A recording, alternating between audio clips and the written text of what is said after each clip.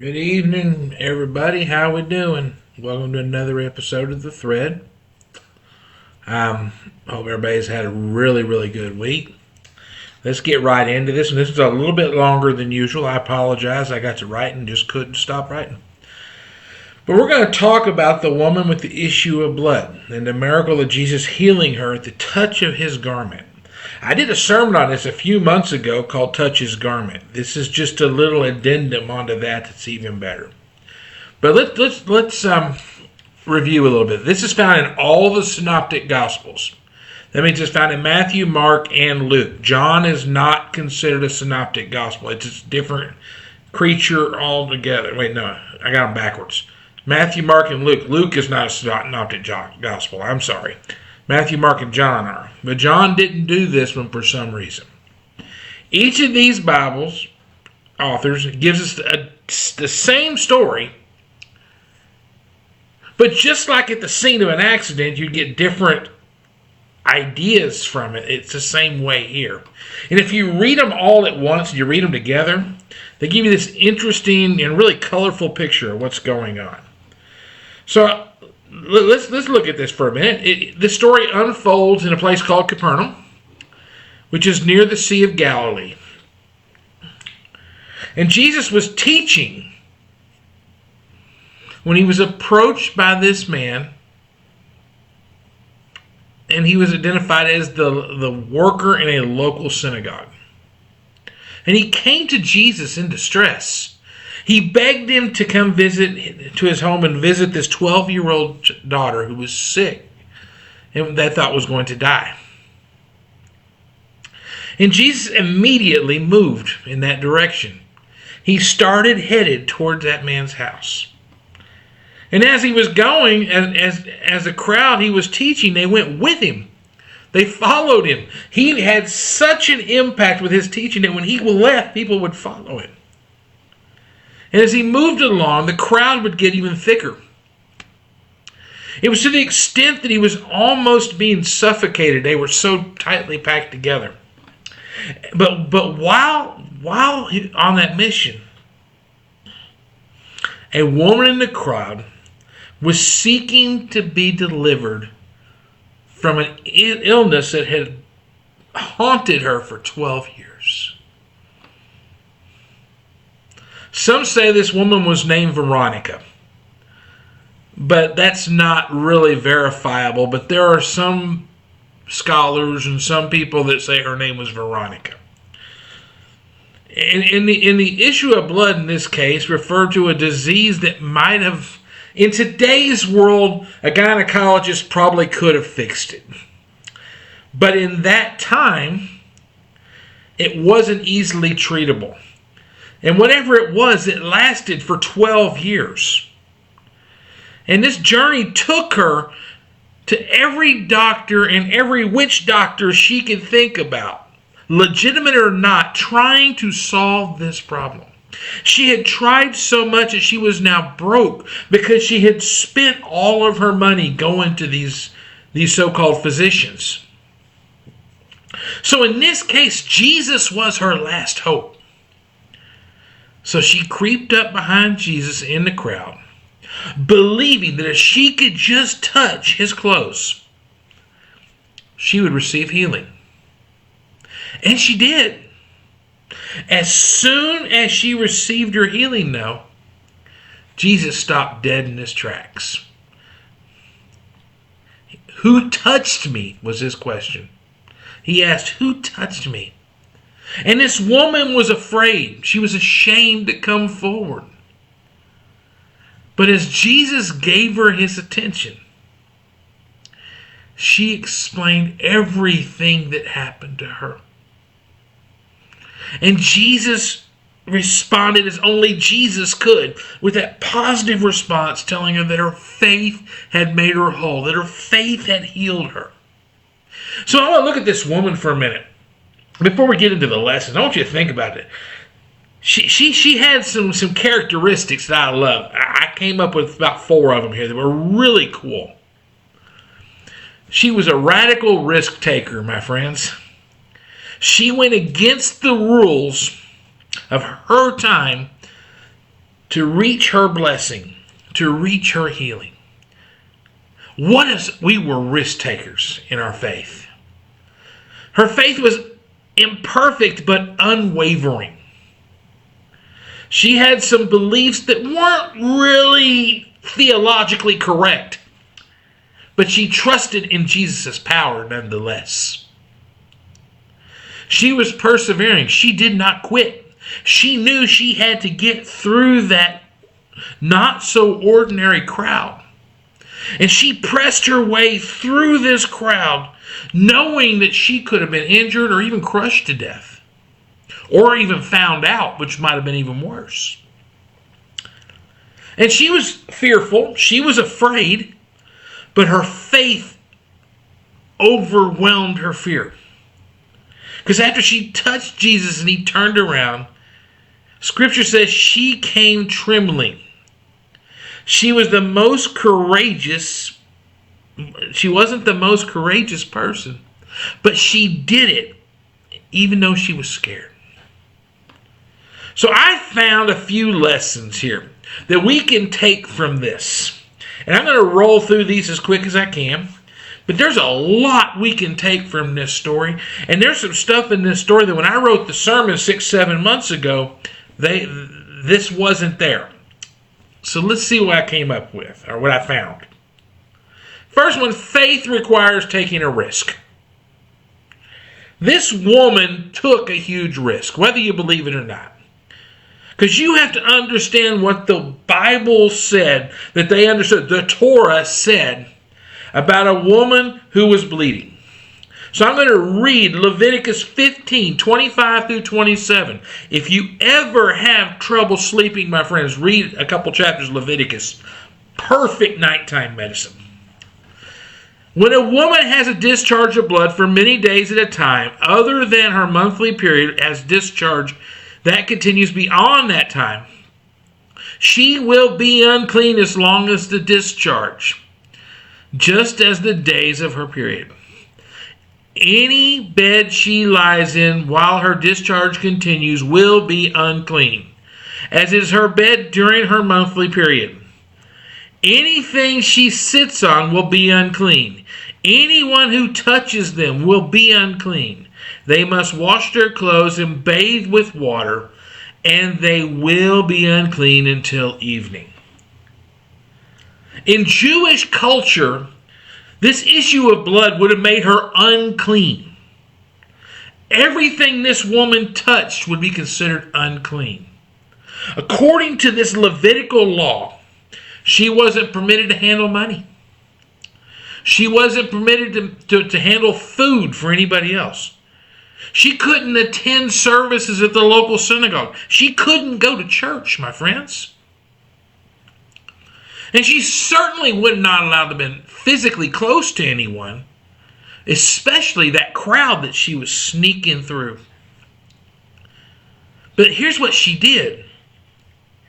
She exposed people to uncleanliness, and this was considered a crime. It was punishable by Jewish law.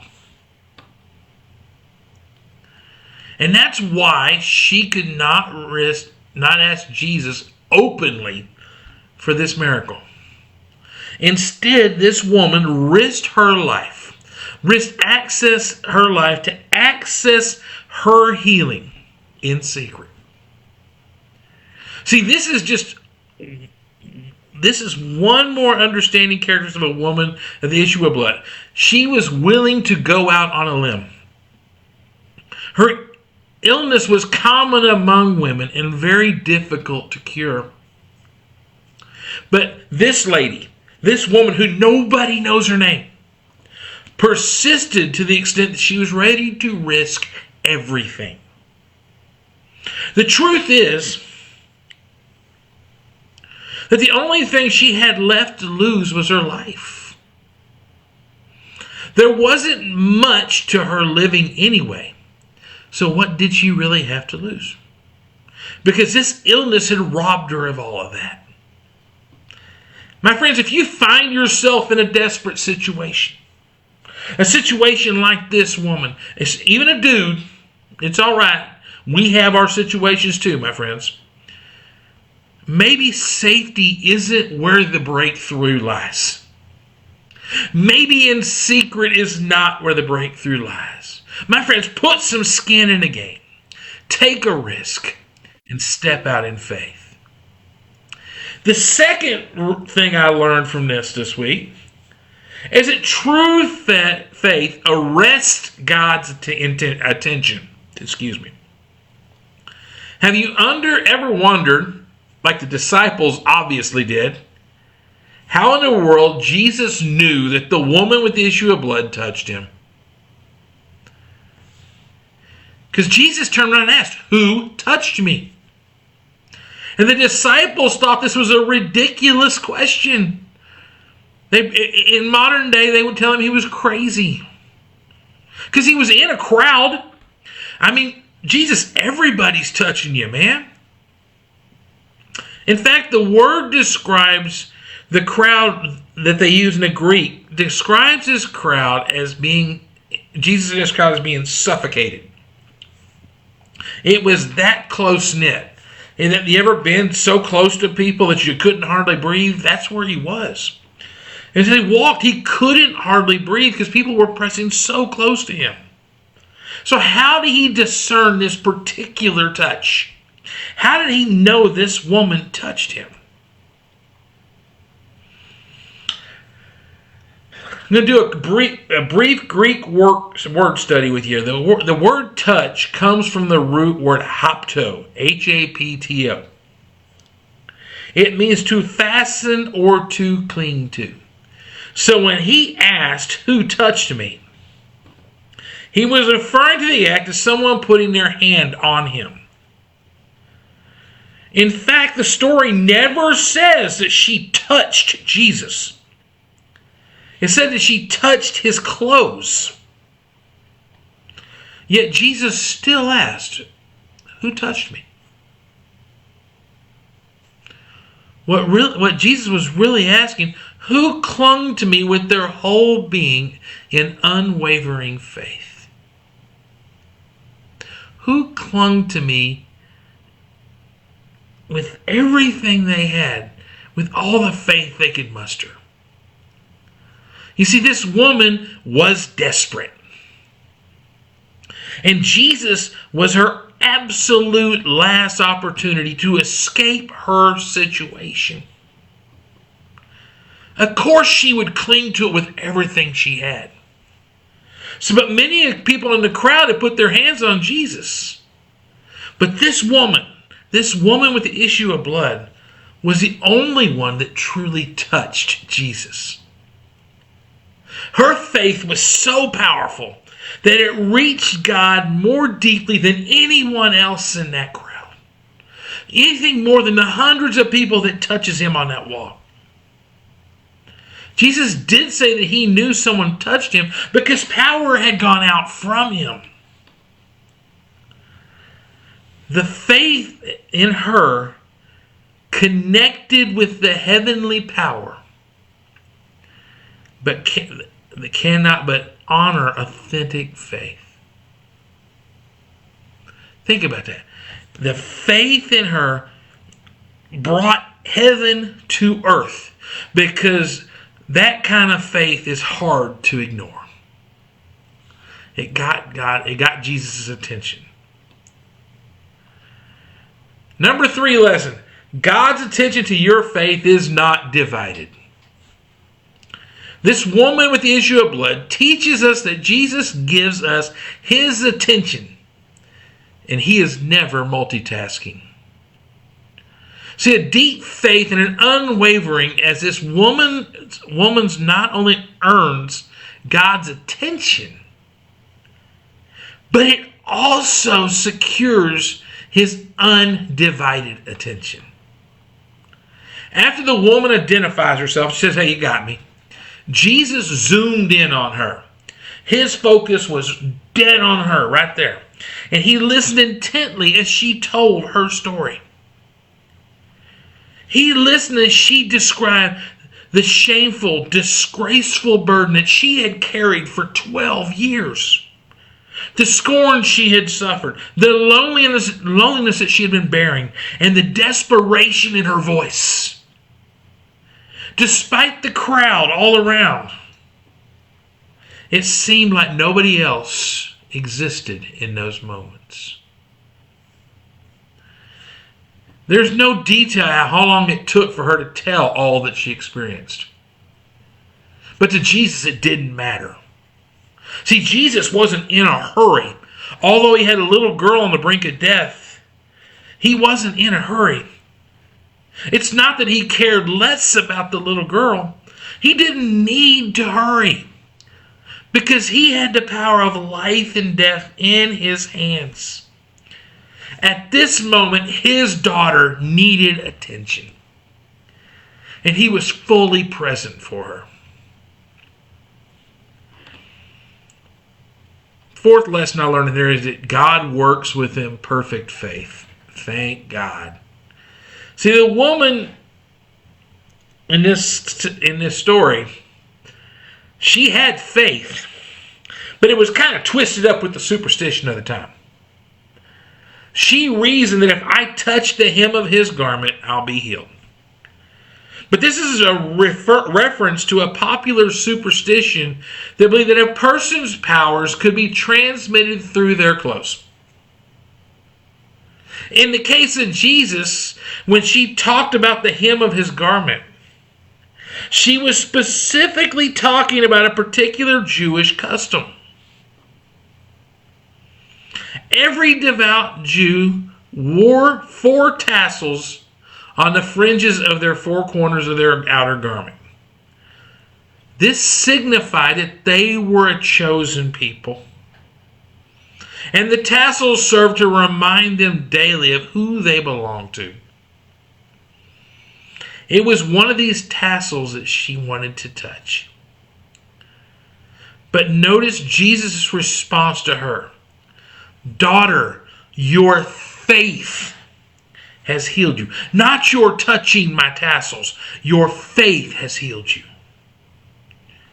In stating this explicitly, he was addressing the superstition. He wanted to know that there was no power in the clothes. The real power was her faith in God. That real power that through her, the faith that she had enabled her to receive the healing that she had experienced.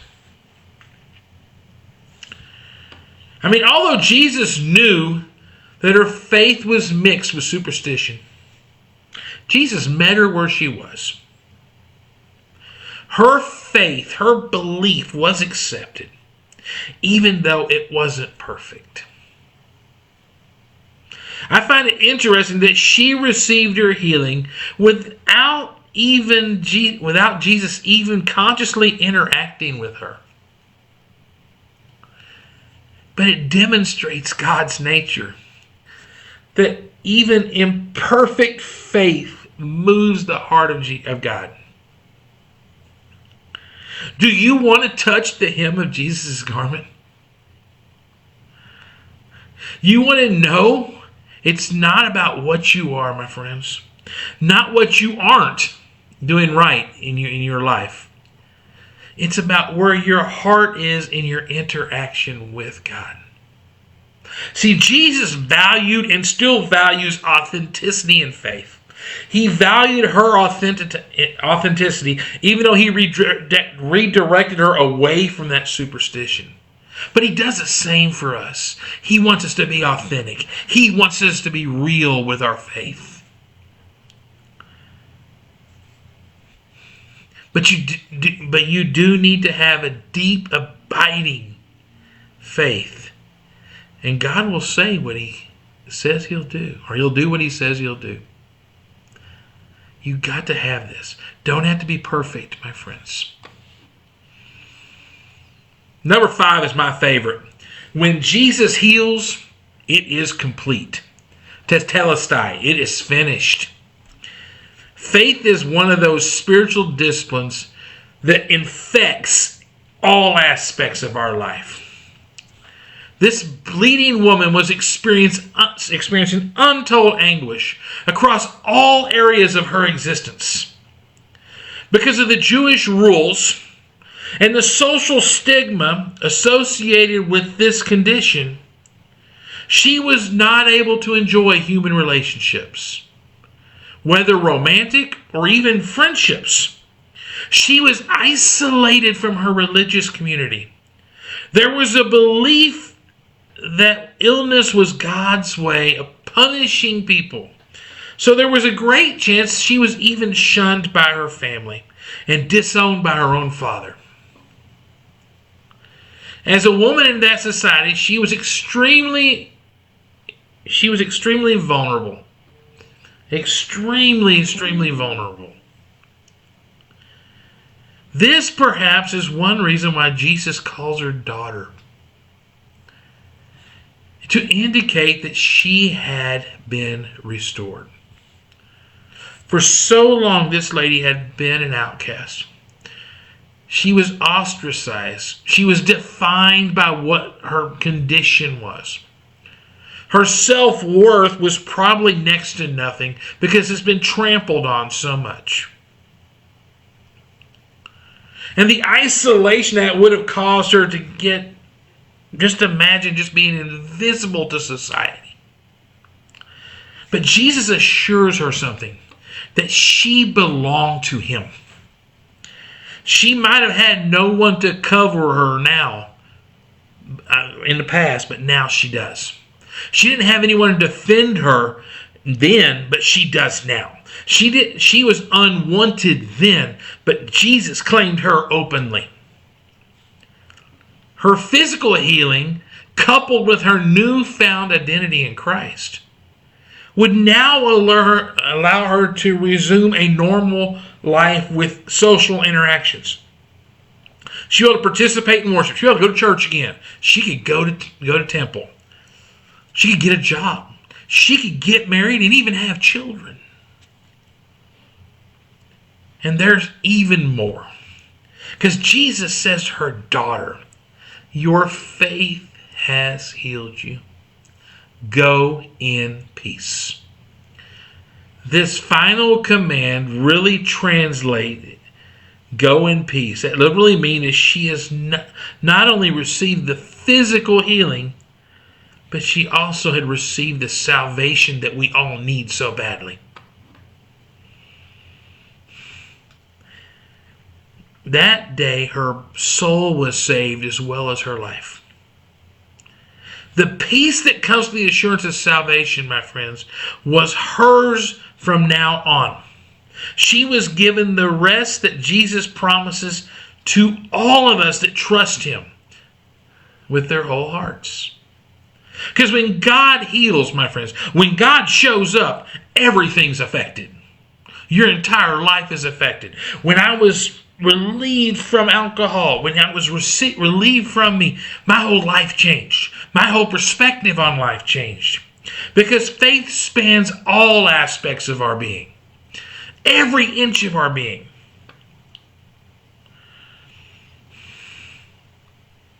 So I'm going to talk here real quickly, and then we're about to close up here. So I want to tell you something. There's some prayer points on a woman with the issue of blood, and I want to talk about it. See, trusting God is simple, but it's so difficult sometimes. I get it, my friends. Life's not easy. Remember, I'm the one that coined the phrase in my sermons, life is tough, get a helmet. I get it. But if life isn't easy, why would you expect our faith journey to be? My friends, that's why we have to stay on our knees. That's why we have to stay in prayer. As you consider this story, here's something I would expect you to think about. Pray for the courage to take godly steps of faith. I was talking with a lady in our church today, and she said, I just don't have the courage sometimes to talk to people about Jesus. I don't feel comfortable getting out in groups and doing that. Pray for the courage to take that step of faith. The strength to push through difficult situations to access your miracle. The knowledge of things that might stand between you and your faith in God, like superstitious beliefs or wrong understandings of Scripture. The strength to give God your complete attention, just as He gives you His complete attention. The daily peace, oh my Lord, daily peace, and assurance that you are of your own personal salvation, that you belong to Jesus. See, this is a moving story. It's one of my favorite in Scriptures. I'm talking about my favorite one tomorrow in the John 4 reflection. But this is one of my favorites. Because in the beginning, when they introduce her, we feel pity for this woman. At least I do. But by the time the story is over, we're celebrating with her. We're rejoicing with her. And there are so many lessons. I could go on and on and on, but I had to stop at 5. My friends, God rewards those who stretch out toward heaven in complete faith. He responds, my friends, to authentic faith, even if that faith is imperfect. His attention is never, never, never divided for those who trust Him. And my friends, the God I serve heals. And when He does, it is complete. And it touches every area of your life. My friends, I want to encourage you with this story and with this lesson tonight. We serve an awesome God. We serve an awesome God. Have faith and trust. Step out in faith, my friends.